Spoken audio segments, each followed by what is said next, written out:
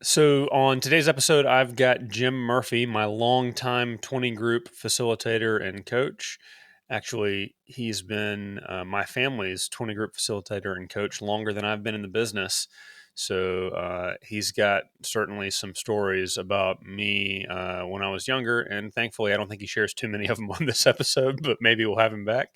I've also got Nick Fox, who is formerly a multi-store owner of Point S Tires, and he has sold that group to a consolidator, and now he is working alongside Jim in the group process facilitation with Elite Worldwide and Pro Service.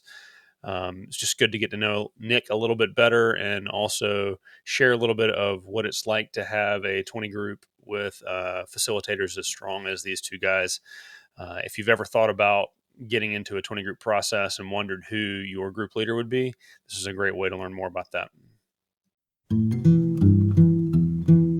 The following program features a bunch of doofuses talking about the automotive aftermarket. The stuff we or our guests may say do not necessarily reflect the beliefs of our peers, our sponsors, or any other associations we may have. There may be some spicy language in this show, so if you get your feelings hurt easily, you should probably just move along. So without further ado, it's time for Confessions of a Shop Owner with your host, Mike Allen.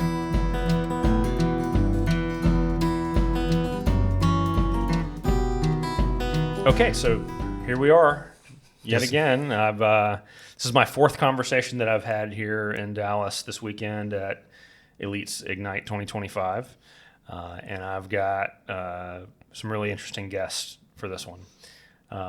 First, Jim Murphy, who's known me for the entirety of my adult life and has witnessed the shenanigans and the miracle that is the fact that I made it to middle life. The fact that you still have all your brain cells intact. Yeah, well, I mean, I still have a sufficient volume to function from day to day. I'm not sure that I have them all. And also Nick Fox. Yes, yep. And Nick, you are now full-time on with Elite, working specifically in the pro service world, is that right? That's correct. Prior to that, your family had a group of Point S tires, is that right? Yep, we had 4 locations. Okay. Yep. And where were they?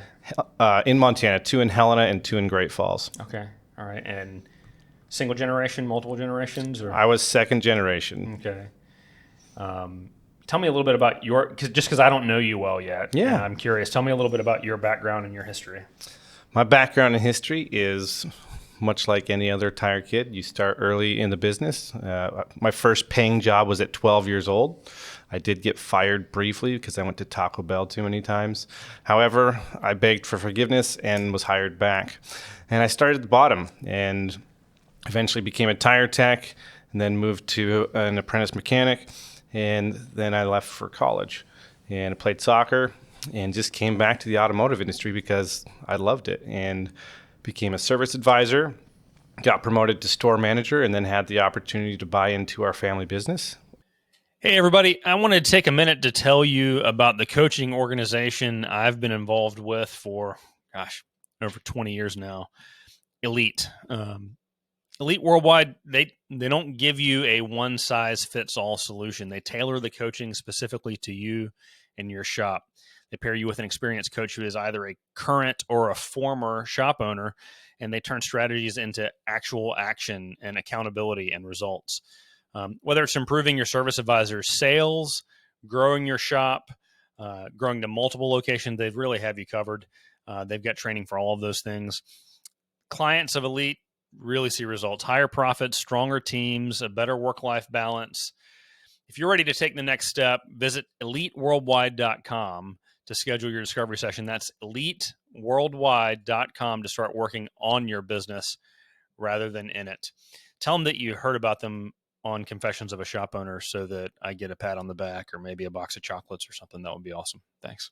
At that time, we had 2 locations, and I helped grow it to 4 locations and doubled the sales with the help of Jim Murphy. And the tire warehouse as well. Oh, and the tire warehouse, yep. Mm-hmm. So started a wholesale business and all that. Got elected to the Point S USA Board of Directors. And so we were rocking and rolling, having a good time. That's pretty stratospheric growth there. What was the time frame when you went from 2 to 4 plus a distribution center? It was like 3 years that we did that. Wow. Yeah. That's awesome. It was a lot of fun. So I struggle with growth, and it's because I have always just kind of managed by the seat of my pants and never had process and procedure. And Well, neither did I until I met Jim, and he pushed me, right? You can do this. You have to figure it out.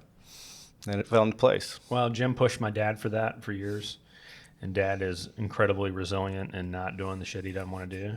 And now he's been pushing me to do that for years, and I think that I'm just going to hire it out and have somebody else do it, and I'll edit and approve or deny, I think. See, there you go. Yeah. It's below your pay grade. So Yeah, there you go. I have had multiple conversations about that part of your class yesterday, and I may pull up my notes from your class yesterday and go over a few of them because for those who are listening, Jim did an hour. Was it an hour? hour and a half. An hour and a half yesterday. It felt like only an hour, right? On time management and procrastination and finding focus and maintaining it. And it was really good stuff. I would say, as per usual, you come so prepared with so much research put into it. It's such high quality content. I tell people all over the country that you should be in Elite and you should be a part of Pro Service for any number of reasons, but it's worth the cost of entry just to get your state of the industry update once a year. It's appointment viewing, man. It's amazing what you put into that. And See, Sherry wonders what I do in the office, so let her know. So tell me about you guys working together and what's going on there. Yep. So over the last couple of years, I'm getting along in years, and so long in the tooth, so to speak. And at some point in time, I know that I'm going to need to transition and not be in this position of coaching and mentoring on a full-time basis, right? I mean, it's not that I've been deprived in life. I mean, I've been to all 50 states. I've been to all 63 national parks. I've been, and we're going to get our 7th continent this winter. So from that standpoint, I don't feel like I've been deprived on my ability to achieve my goals. And but I need to be prudent as well, and looking at eventually having people that I can mentor that can not necessarily take my place. I mean, that's the eventual goal. But I think developing good successors within the organization is critical, because I never know when I'm going to get carved off the planet. And I think that I have a very strong responsibility to transfer knowledge. And so from that standpoint, having both Dan and then Nick be a part of all of that, I felt were really good candidates. So, the fact that I had coached Nick and his dad for 12 years. 12 years, yep. And so what I ended up doing is that Nick and his dad had made a decision to look at selling their businesses to the Gills organization. So Eric Gill, I've coached. I think I started coaching Eric when he was at 5 or 6 stores, a number of years ago, and so he's at 134 stores now. And so that was part of the process last year, is that he acquired the Foxes organization. It worked to be a really good synergy, and Nick went to work for the Gills organization as a district manager. So I kept thinking about, I need to find somebody that's, that around that 40 years old, because that's when I started. So it's been over 25 years that I've been coaching. So I needed to find that right person that had a lot of the skill sets that I was looking for, really understood the culture of being involved in the groups that I facilitate, and really at the end of the day had the desire, right? I mean, that's more than anything else, is finding somebody with the desire. So, it was over the summer. They had sold their stores in April, I think it was. Yep. And so it's amazing how clairvoyant you can become when you got a glass of wine in your hand and you're sitting here talking with your wife. So at that point in time, I said, I turned to Sherry and I said, I keep thinking and thinking and thinking who is going to have the right personality and potential desire. And so I said, I think Nick Fox. And Sherry's saying, really? And she said, that is kind of a brilliant idea. So I reached out to Nick and I said, hey, I'm just broaching the subject. I have if it doesn't go anywhere, I'm perfectly fine. But I just want to broach the subject and let you know that I have an interest in having you become me. And Nick was like, I don't remember what your response was, but I couldn't see your face, but I think that he was rather shocked that I would even approach him. Yeah, It was big shoes to fill, right? Yeah, no joke, man. Yeah. So, but I thought if I could spend a lot of time with him and work at developing his skill sets, that he'll never be me, and I don't want him to be me, because things transition in life, and so pro service and peer groups will transition over time far past me. I mean, Henry Ford started peer groups back in the day, and they've certainly developed over time into lots of different avenues, right? So, Hey there. I'm going to tell you about something that has completely transformed how I run my shop, TechMetric. As a 20-year shop owner, outdated systems used to slow us down. Everything was clunky, from check-in to estimate building to customer updates. It all felt just super inefficient. Switching to TechMetric has changed everything. With TechMetric, you get a powerful shop management system that includes DVI, quick and easy estimate building, inventory management, real-time reporting, amazing customer communication, and it's really easy for your employees to learn how to use the software. I'm talking like a one-day learning curve. On top of that, TechMetric has tons of other tools to make you an even better operator. Stuff like integrated payments with buy now, pay later options is a huge asset. Ask me how I know. And recently, they've added a CRM component with their partnership with Shop Genie, which I'm a happy Shop Genie customer already. So I'm super excited about that. Now, obviously, there are a lot of factors at play here, but I want to give you some facts about my business since I made the change to TechMetric. In September of 2020, when I switched to TechMetric, my ARO was $293. In September of 2024, we were $916. That's over 300% growth. Now, I'm not saying that TechMetric created all of that change, but I'm 100% saying that I couldn't have come this far without TechMetric. It's a key factor in our growth and success. If you're ready to level up your shop, TechMetric has everything you need: productivity, revenue, customer experience. Measure up by every measure with TechMetric. Tap the link in the show notes to learn more. So I know that things will change over time as well. So anyway, I approached him, and one thing led to another. I'd asked Darren if he had really found anybody, and he said absolutely not. So I said, well, I've got a candidate that I want to spend some time. Let's vet him. And so that's what we did. We spent time with him. Darren spent quite a bit of time with him. Dan spent some time with him, and so we all agreed that, hey, let's start down the path of discussion and give him some exposure to pro service, and so I'd actually approached Eric, my buddy, and said, hey, I'd like to engage Nick, and Eric said, that's an outstanding choice. So he was very open-minded about all of it, and said, yeah. So he said, if you develop a relationship and that's the direction that Nick wants to go, he said, I'm on board with you doing that. So I thought that was very gracious on his part as well. So the conversations have ensued, and so here we are after the first of the year. Now he's come on board in a full-time role within Elite, and I'm gonna start to slowly step back in my roles, and still be a part of pro service because I love it. It's my baby, and I don't want to completely give it up. And so, but that way then I can have a couple of other guys that can do a lot of the other heavy lifting and can add more value. They're younger minds, right? They're younger minds. They'll be thinking of things that I will have never thought of, and formatting and content and things of that nature that I think will really add a new spark to the group. So I'm excited about it. Awesome.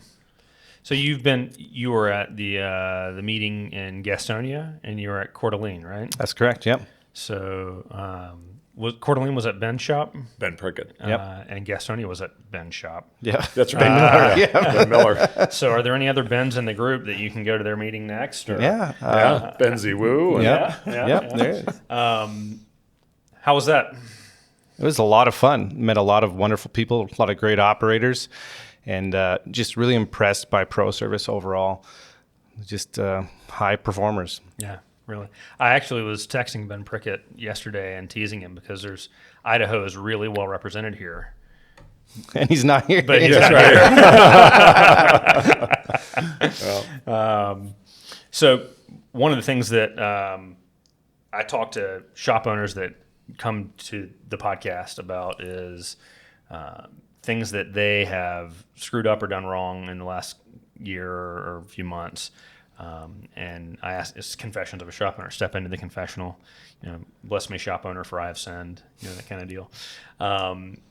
You guys get to see shops all over the country who are, by default, kind of high-performing shops already. So the mistakes that you see, I think, are not, well, I don't believe in marking up parts or, $75 labor rates. You don't deal with those things. I think the problems that you guys deal with are a little bit more complex or a little bit more nuanced, typically. Sure. I want to hear from you, Nick, about the tire side of the world, because I feel like most of the listeners on this podcast are going to be heavy maintenance and repair side, and we all want to get better at tires. And the flip side is that all the tire guys want to get better at maintenance and repair, right? We all think 100%. we all think that the grass is greener on the other side. But the one thing that I do know is that when I drive around downtown, the tire stores have really big, beautiful buildings on major corners and high traffic areas, and the shops are in industrial complexes in the back. So I want to learn more about tires. What are the big mistakes that you see maintenance guys making who are trying to get better at tires? Can I interject one thing while you're thinking about that? Absolutely. So I think that one thing that the listeners need to be aware of is that because of the fact that I spend so much time now over the years of working with a lot of shop owners that are now ready to sell, right? And so those that have at least a 7 to 10% mix of tires in their total gross sales will tend to get a better multiple on their overall sale of their business. And so I think that that's a key point that a lot of people need to be aware of as to why they should be involved. That's a very valuable point. Absolutely. So tires, that is a wild beast. It's a fast food world where maintenance and repair is a little slower paced, right? You have a lot more opportunity to build your average RO. But the expectation from the customer is if they're getting tires, they need to be in and out as fast as possible. A lot of them like to wait. So the expectation is kind of the McDonald's business model. Look, here's the deal. I like to think that I'm pretty good at running an auto repair shop. It's what I've done for 20 plus years, but I'm not good at managing a marketing budget and all the different facets of a truly well-rounded marketing plan. There's mail, there's local advertising, there's website, there's Google AdWords, there's all the different things that go into that, and it's just not what I'm good at. So what I've chosen to do is to buy myself the time to focus on what I am good at while having someone else execute on all of those things at a way higher level than anything I could ever do. That's what turnkey auto marketing does for me. So if you feel like you could use some of that same magic, I'm going to recommend that you go to turnkeyautomarketing.com, get a free consultation, tell them that I sent you, tell them that Confessions of a Shop Owner sent you. You won't be disappointed. And I think a lot of people make mistakes where they say, I want to sell more tires, but they don't fully commit. We've got a lot of big wholesalers out there now, ATD, US Auto Force, NTW, things like that. Even with hot shot delivery or next day delivery, that's still not always fast enough for the tire customer because it typically ends up in an emergency situation where they need a solution now in order to get their kids to school or to the grocery store, whatever, right? So you need to stock some tires, really, and have a couple different brands and then focus on, at least 3 brands. So you think, should you stock your 20 most common sizes? Yeah. Top 20 is what I'd recommend, having good stock in those. And you want a good, better, best option in each size? Correct. Well, yes, and depending how you define that, right? So definitely want a premium brand that people can recognize.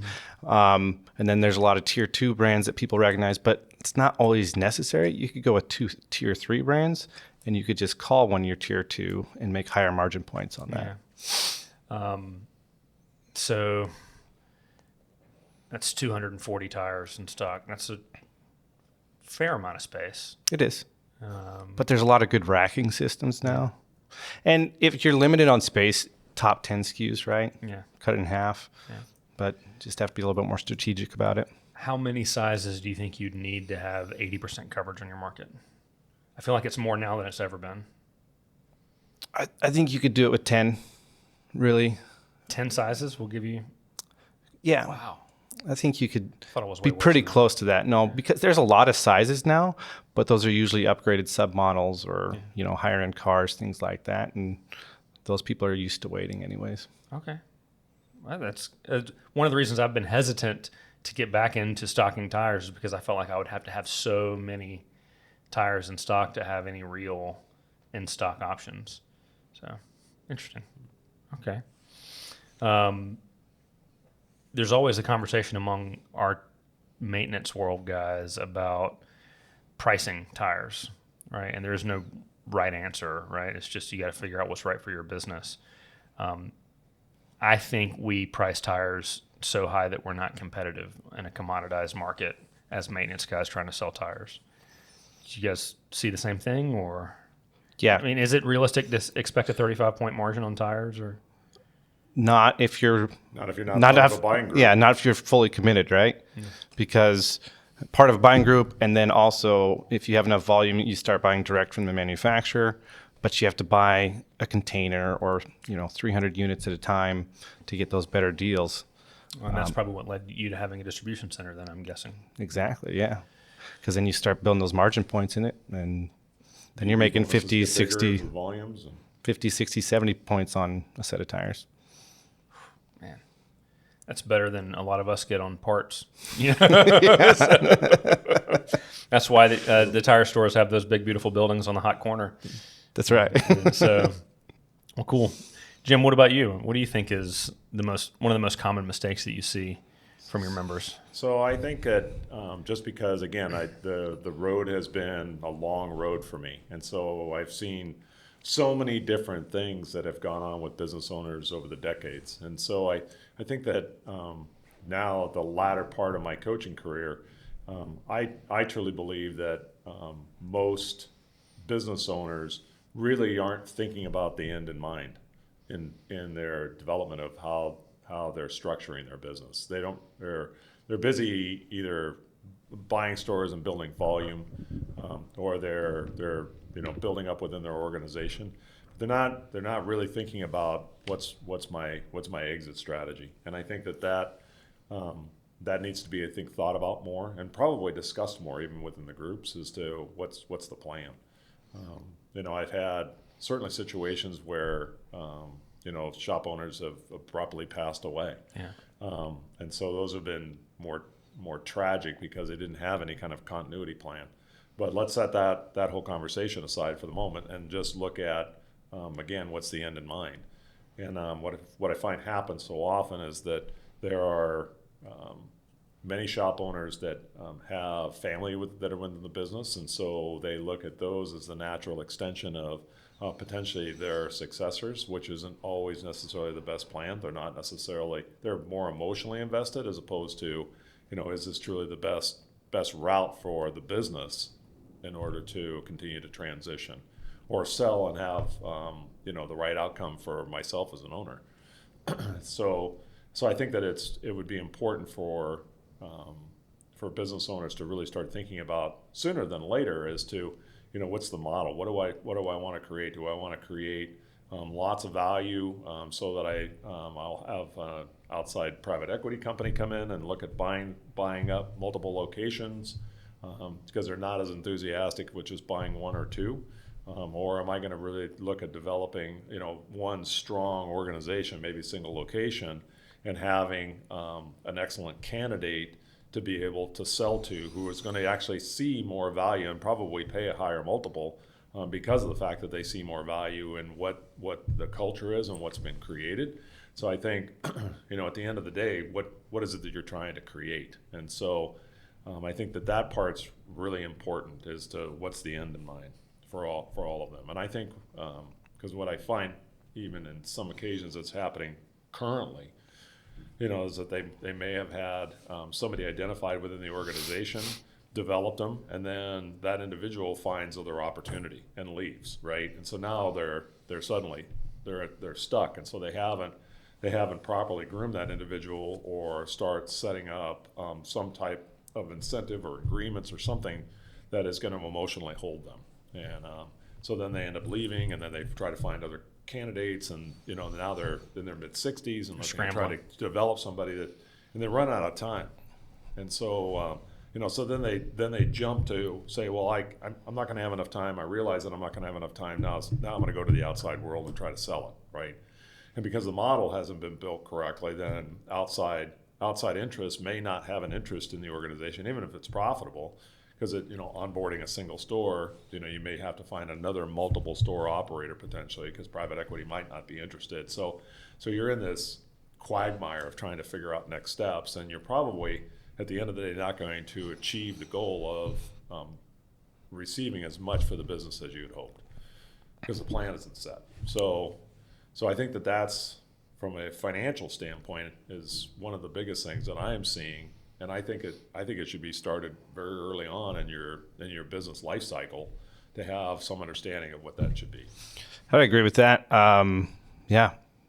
And be as specific as possible on your plan, because even though my dad and I, we had a plan for our family business, we were in the same book, but we weren't on the same page. So when we did end up selling, it was still pretty stressful for both of us. And my wife ultimately became the mediator between us to make sure, we didn't kill each other. Wow. Yeah. So I think one of the reasons I had an easy transition into ownership as far as stress goes. And a big part of that is thanks to Jim's leadership of my father and, his counseling of Dad on how to, approach it. And we had lots of conversations about how to structure the deal. And Dad came to me and he said very clearly, the business ain't going to be yours for free, right? You're going to buy it. You have the option to get it at a discount, but if somebody comes with a big enough bag of money, they get to buy it at that price too. And I really appreciate that guidance on your part, because I think you spent a lot of time talking to each of us privately and then together as well. Yeah. But the other thing that's really unique about family business situations is that there are some very unique strategies that really aren't talked about in with mainstream attorneys and accountants, that you can minimize or almost eliminate all the tax from cap gain standpoint, or you having to come up with the dollars that are already that have already been taxed dollars and are now being transferred over to your parents, and now they're going to get taxed on a capital gain basis. And so there's some other unique strategies. And so if that's the path that that your listeners are wanting to go down, I'm more than happy to give them ideas as to how they could structure that. There's some very unique ways of being able to accomplish it. And so, so I think that, again, it's, having that planning and that thought process, I think is really important in order to capture as many dollars out of the sale as you possibly can. I would love to get an opinion from each of you. I was at a training event last, I want to say April, and there was a representative there talking about this topic, positioning your business for maximum value on exit, and talking about the difference between selling your business as a single location or a small group to a key employee or to another business owner in your market versus positioning it to have value to sell to equity. And how much more can come from the equity opportunity versus typically, a key employee. He, I feel like, was doing a little bit of fear-based selling. He was implying that over the next decade, 70 or 80% of the independent repair shops are going to be absorbed or pushed out of business. I don't think that takes into account all of the technicians that are leaving and starting their own business and growing and learning, because that's happening every day, right? Or people from the white collar world that get fed up and want to go open a shop, right? And that's happening a lot. You see them buying small shops or buying, I think that's Christian Brothers' model, is getting white collar folks who want to get out of that world and go and buy a franchise. But I think what they're doing is they're packaging up groups of shops to then go to equity and get a maximum multiplier and take a little cream off the top for themselves. And leave them as operators. Yeah. And I don't know that that's, I mean, I guess if you have the right personality, but most independent business owners don't want to be accountable to somebody else. Yeah, I don't wonder. So all of a sudden now you're selling an interest in your business. You're going to be accountable to the numbers, right? They're looking for a return on investment. And I'm not sure that is exactly the right thing to do. I imagine there are groups of business owners that find value in that because then they've got other rocket fuel to help them scale. But if they aren't, they haven't got some really strong control in how they really want to operate their business and looking at maximizing profits that are satisfactory for them, they could get squeezed, by private equity that's saying, hey, no, we expect a stronger performance out of the stores that you're going to be purchasing in the future, as well as what you've already given me an interest in. What was your experience going from, maybe you weren't the CEO of your group, or were you? I don't know. Of our 4 stores? Yeah. Yeah, at the end of it, I was Okay, so what was your experience CEO. going from being the boss to being an employee? That's a tough transition. It really is. You're used to making all the decisions, being involved in everything day to day, and you transition to a large organization. I was just focused on operations, and you missed it. You missed the interaction with a lot of your old employees and just the personal touch that you have running a small business. Were you moved to a different group of stores than the stores that they bought? Correct. Yep. Yeah, I would imagine that would be necessary. Mm-hmm. Yeah, because otherwise they would just come to you no matter what. Yep. Yeah. I can see how that would be difficult, man. That would be weird. I think I would be a bad employee. Most owners are. I believe that. I want to go back to something that you said earlier, totally unrelated to this conversation. You've been to all the national parks. You've been to all the states. You're about to go to your 7th continent this winter. Why would you go to Antarctica in winter? Why don't you ask? It's for love. Actually, I think I was talking to Sherry the last time we were together, and she said that you were not thrilled about it. No. Now when all the conversations all surrounded by, wow, look at the penguins. Wow, look at the icebergs. Wow, look at the penguins. Wow, look at the icebergs. There's not even any polar bears down That's there. right. Yeah, no. So, but we're going. Are y'all going to put on the sealskin suits and jump in the water? No, but No. Sherry might jump in the water just if she's got a good enough dry suit. She probably would do it. She did it up in Alaska when we were out, around the icebergs. And Yeah. we took a trip when we were up bouncing around doing national parks in Alaska, and Sherry's a water dog anyway, right? So, but we had dry suits on and we were driving ski-doos out in the ocean, right? And so there were 5. There was the guide and then 4 of us all on our individual machines, and it is really an amazing experience to sit in a bay and listen to the ice cracking and and watching parts of the ice calving. Did you see a big calving while you were Not there? a large one, but Okay. small calving that was coming off. And I'd be terrified. It was pretty wild. And so the guy that we were with challenged Sherry to get in the water. Of course, the game on. So she did. So she slid off her ski-doo and was out there, looked like an otter out on the water, and and Just then watch out for orcas. And then finally was so shivering, her hands were so cold, and I had to drag her back up on the ski-doo. But nonetheless, she did do it. So it wouldn't surprise me. I said, no thanks. No thanks. Yeah, she's got gusto. You said you played soccer in college, right? I did, yeah. Where'd you go to school? I played soccer in Coeur d'Alene at North Idaho College, and then I transferred to the University of Great Falls. Okay.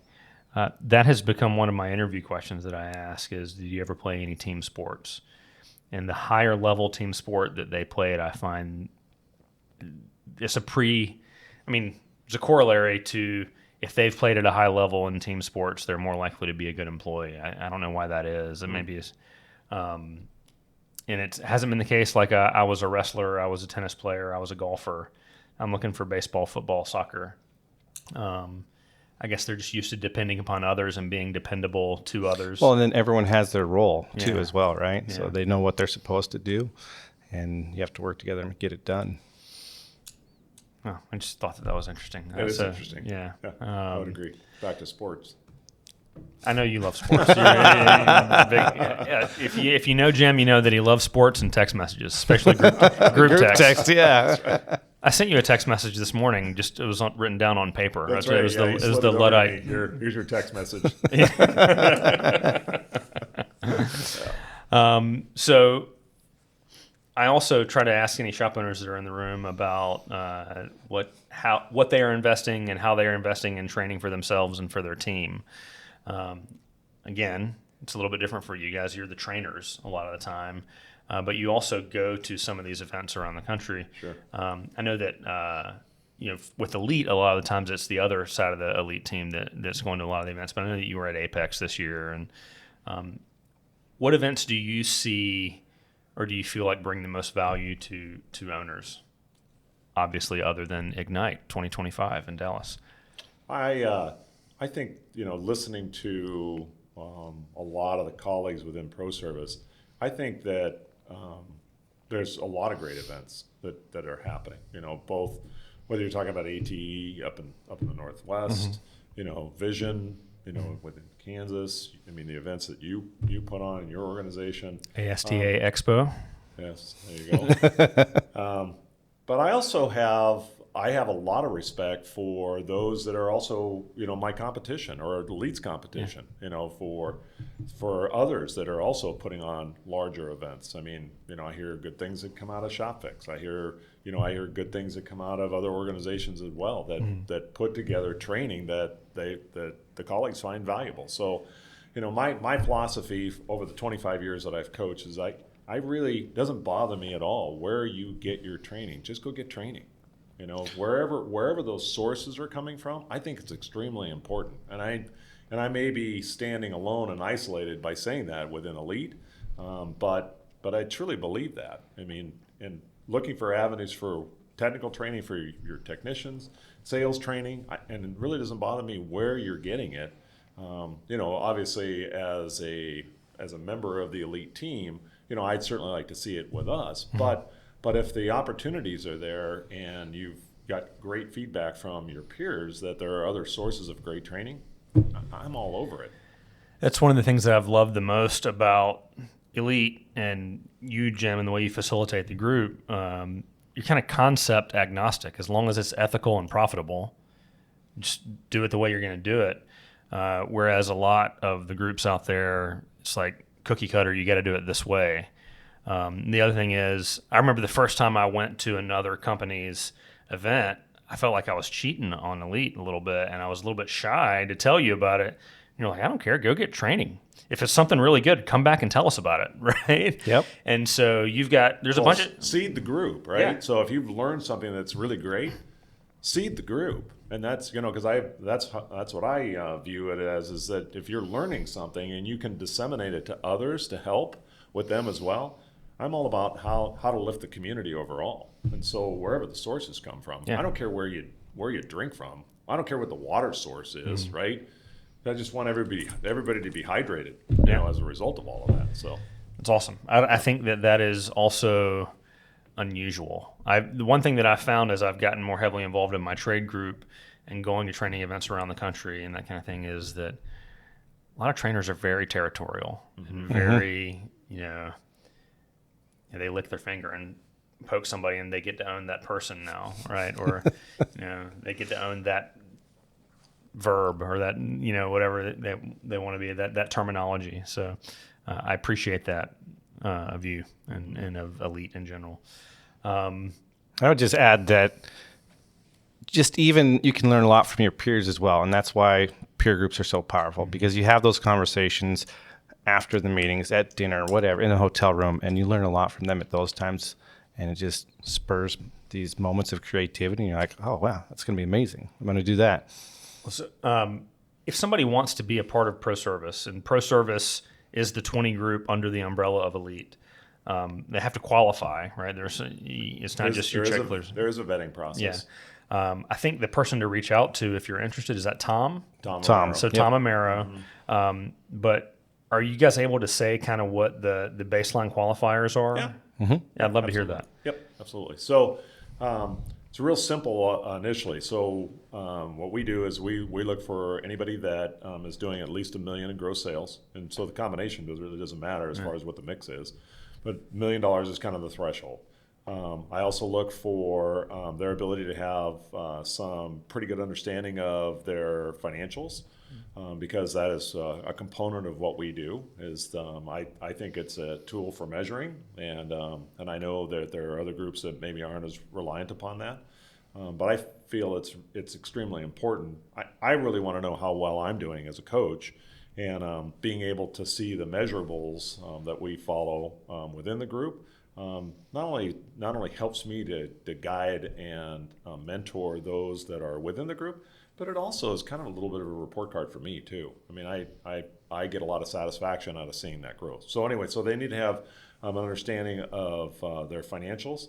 I really want to see, based on their personalities, how do they give back to their employees? How do they develop their people? How do they work at developing their community? That's another, how do they give back? I find that if I get an opportunity to be able to spend some time with a business owner, I think that they'll be a better group member if I see that kind of behavior within their community, within their business, of how do they get back. That's really important to me when it comes to being involved in the group. And then the last component is what we call the ADI, so area of dominant influence. So depending on where they're located, I want to make sure that they're not going to be in competition with somebody that's currently in the group. Okay. So that's a broad overview of what I look for. Well, I think I can appreciate that. There's another, I guess he's sold and retired now, but there's another pro service guy who was 10 miles from me for a long time, Keith. But we were not at all competitive with one another. And there are some other groups out there that if the check clears, you're a member, right? Yeah. And and that's their model, and that's okay. It's just a different way to do it. But right? I will. But I've had some that have been referred, and they will be very close to somebody that's within the group. So I'll talk to the current member and say, hey, there's somebody that is very qualified in many other areas, but they are in your area of dominant influence. Would you have an issue with them coming into the business, coming into the group? And many times they'll say, no, I'd be more than happy to have them involved. I'll put them in a different group within the large group, so they'll not necessarily be in the same group. But I've had others that will say, definitely not. There's no way that I would want that to happen. And so I will have to call the prospective member back and say, I'm terribly sorry, I can't. Yeah. Because I'm definitely going to honor their request. Yeah, of course. Is more important to me. Awesome. Yeah. I talked to two shop owners this morning who are here at the event that are not current coaching clients. One was like, I think I need a 20 group. I need a peer group. But I think he probably, without knowing any more, probably needs some one-on-one coaching to get to the point where he can participate in the peer group and qualify for the peer group. And that's okay. It's a smaller operation. Sure. And another one, he's known in the industry, or at least on the forums, that kind of stuff.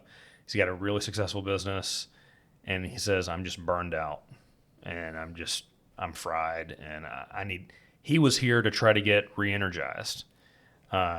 Which is great. I'm glad that he's looking for solutions as opposed to just sitting there being burned out. So what would you say to that shop owner who maybe has built a business that is, substantial, but is just kind of fried mentally? I know that I get recharged every time I come to a pro service meeting. Mm-hmm. So it is like plugging up at the supercharging station and recharging my Tesla before I head back out, right? Do you think that coming in as a new guy in the pro service or a new owner in the pro service is a good answer for that? Depends on the person. It could be, yeah, but could be. Here's what I find more times than not. If they're again, it depends on their age, right? Mm-hmm. But what I find happens more times than not is owners usually start to enter into their 50s and start to wane. So those have a better shot at probably being, just need a recharge. But if they're starting at their late 50s or their early 60s, they're already thinking about other things that they want to do with their lives. I would encourage them to really be diligent and look to find the solution as to what's going to be their out. And if they think that they'd like to continue to be involved in their business, then I would highly encourage them to be very diligent to find that successor that they could start to bring up within the organization. And then now having that person involved with the group along with the owner will have a much higher success rate of the owner actually wanting to be energized because they've got this young buck now that's constantly enthusiastic and wants to grow and will encourage that owner to have a positive outlook as a result of their enthusiasm. I think has a far greater chance of success than just to come into a peer group and think that somehow there's going to be a magical wand that's going to be waved over them and change their behavior. I just don't. I've experienced that in the past, and more times than not, that's not the answer. It needs to be something that's more ongoing than just plugging into the supercharger. Well, and talking about the age point, and then there's also the youngest guy in all of pro service, Richard Gauthier, who bought his shop as a retirement business after he was already 60 plus years old. And he's one of the most energetic and young behaving guys in the whole group, and he's in his 70s, right? Yep.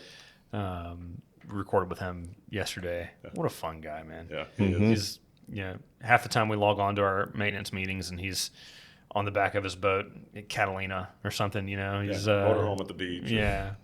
He's in the desert getting ready to jump dune buggies or something. Yeah. I don't know. So he's living life. And so but again, to his credit, he has a couple of key people that he has been developing for some time that has allowed him this freedom, right? Still highly engaged with the business and mentoring and grooming them, but still enjoys being involved in the business, but gives him the opportunity to do the other things that are important to he and his wife as well. So I think that's the key portion of all of this. And that's why I think is helpful for him. Shift gears a little bit. You have built a community of friends that you've developed over the years in where you live now. I don't know if you want to say where you live. In Anthem, Arizona. Okay. Mm-hmm. You've got 5 of your former clients that have successfully sold their business and now live in and around Anthem with you. Is that right? No, I think it's more. I think how many is this? 3, 8. That's so awesome. And you were a gracious host for my son and I last summer when we came through. What a beautiful area to live in, man. Yeah. Oh my gosh. So I can see why. Mike was a little desperate. There were some fires were occurring, so they shut the freeway down. He was coming up to my house in Flagstaff to stay overnight. Says, I'm not making it. Yeah, the roads were closed. It was like a 4-hour detour to get around. Oh, gosh. So you had to loop back down, and it wasn't very far from my house on Anthem. I said, here's the code to the house. Just go stay there.